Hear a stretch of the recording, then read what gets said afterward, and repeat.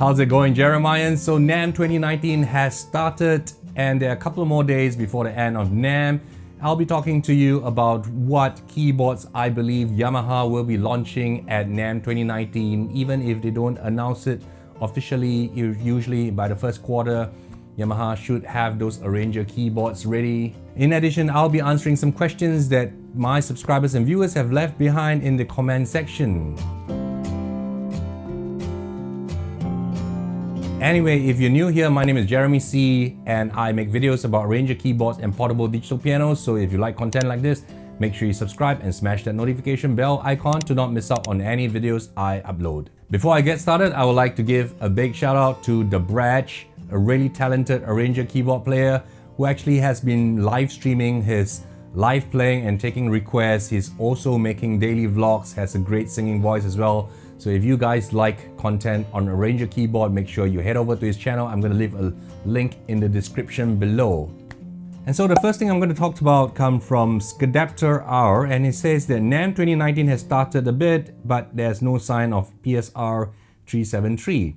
It has been clockwork that every 2 years Yamaha would refresh their E-series line. So the E363 was launched roughly about 1.5 to 2 years ago and is definitely due for a refresh. Products like this in the low end, they're actually very low margins, although Yamaha sells a lot of it. So it is important that they actually keep refreshing it to make sure that people are buying it, schools are buying it, educational institutions are buying it. If you look at the Yamaha PSR-E263 and the Yamaha PSR-E363, it is almost a given that it will be announced a replacement for these two models. In addition, you will be expecting a Yamaha PSR-EW410, which is the 76 key version of the PSR-E363. There will not be any updates to the Yamaha PSR-E463 or the Yamaha PSR-EW410 because those were just launched last year. In addition, there will most likely be an update to the PSR-S670. It is kind of long overdue. If you look at the Yamaha PSR-S775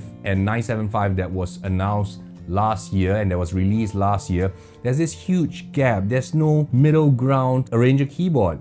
There's nothing between the E463 and the PSR-S775. So we need something to kind of close up the gap between these two. And if you look at the user interface of the Yamaha PSR-S670, it is using the previous generation DGX digital piano arranger from Yamaha, the interface from there, and I believe that it will most likely adopt the user interface from DGX 660.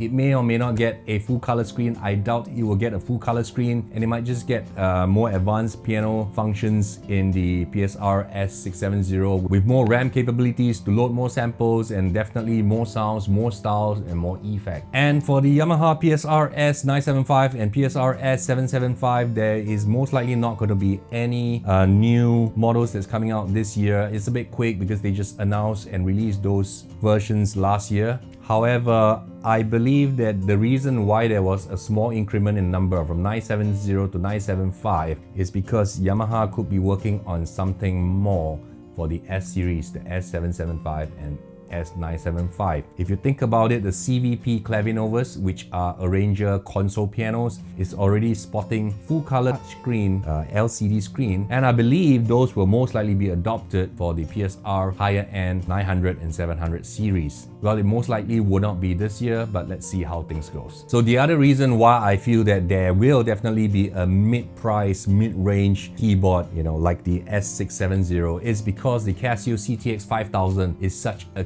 capable instrument and sells for a much cheaper price than the Yamaha S670. Yamaha would most likely have to react to this. There's no way they're gonna sit there and let Casio CT-X5000 take all the market share for the very mid-range keyboard. On another note on Arranger keyboards, KORG has released a brand new version 3 OS update to their almost 4 years old KORG PA4X. I welcome the move for KORG to be updating their features, unlike Yamaha, which usually just release it as a brand new model and you have to buy a brand new model in order to get the latest feature, for example, like the smooth legato, half fills and all this kind of stuff. KORG actually has been over the years putting in updates to their OS and bringing new functionalities to the KORG PA4X. However, if you look at the screen of the PA4X, it just looks like a screen from a Game Boy. You know, the resolution is so low. So there will be some viewers who are saying like, you know, the KORG PA4X comes with a low res screen from the very beginning when you buy it anyway, 3.5 years ago. However, if you look at the update screen, it is actually a very high-res native resolution screen when it goes into the update mode. But somehow when you're using it on a regular home screen, it just becomes a low-res screen again. Somehow the programmers are just too lazy to reprogram the whole interface and putting in a high-res display in there for the update. It is also a welcome change that using brand new fast compression technology, users can now load up to 1.5 gigabytes of samples into the PA4X compared to the original, which was just, I think, less than 400 megabytes, I believe. So this is actually utilizing their Chronos technology, which allows for fast compression, and then using the existing hardware, you can actually load more samples. That is a good sign to go, but it also shows that KORG has nothing new for the high-end KORG Arranger keyboards, and this will be the update for this year. Another thing I want to talk about is a few days ago, Yamaha launched this guitar that looks very toy-like and is actually meant to be kind of like a toy. It is a keyboard that you can wear like a guitar, so the 80s and 90s was very popular for keyboards like that. I myself has performed using a Roland guitar before in the 90s and early 2000s. However, it didn't really catch on, but this is kind of like a toy because it can connect to your phone, and using a chord tracker app, you can press any note. You can just whack any note and bounce any note on a keyboard, and it would just synchronize with the chords of the song that you plug it into. So it remains to be seen if this will stir up new interest in young people to play on the keyboard and to make music again.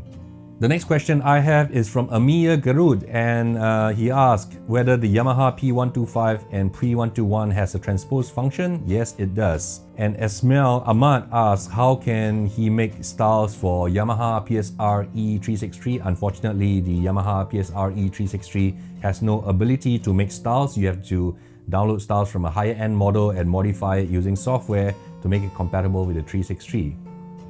And Brad Richardson asked if the keyboard can play just rhythms and he needs to use it for drums, percussion only.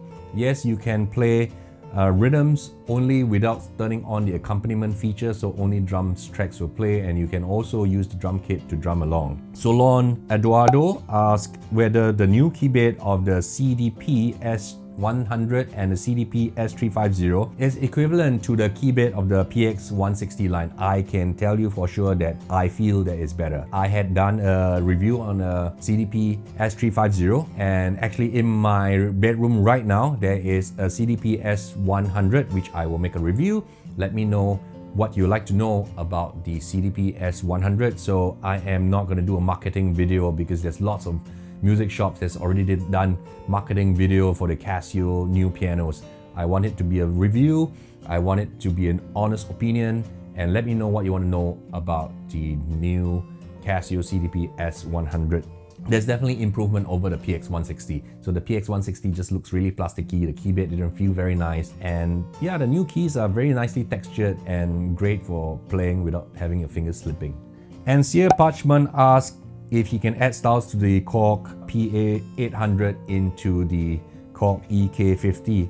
Yes, you can, but you might have to do some adjustment to make sure that the instruments are matched correctly. So it is not just a very straightforward thing of just downloading and using it. So you have to make sure that instruments will be correctly matched to the correct track, because there will be instruments that will be contained in the PA800 that may not be found in the EK50. So Anand Rathod asked how can he transfer a music or MIDI file from a PC to Yamaha PSR-E363. So there are two ways. You can either just dump the MIDI file onto a thumb drive or USB stick and plug it into the USB jack of the PSR-E363 and load it from there, or you can just use a printer cable and then you can send MIDI files over from your computer to your laptop. And Chaz Tarigan asked if he can chat with me privately. You know, I would love to be able to chat with everyone privately. Unfortunately, I have only 24 hours in a day, and I have a day job as well, and I have 4 kids, so I need my time and unfortunately I cannot be responding to everyone's queries privately. Thanks for watching. Hope you guys enjoyed this little heart-to-heart talk that I'm having with you. This is how I communicate with you guys, my family, my viewers, my subscribers. Have a great day and keep making great music. Over and out.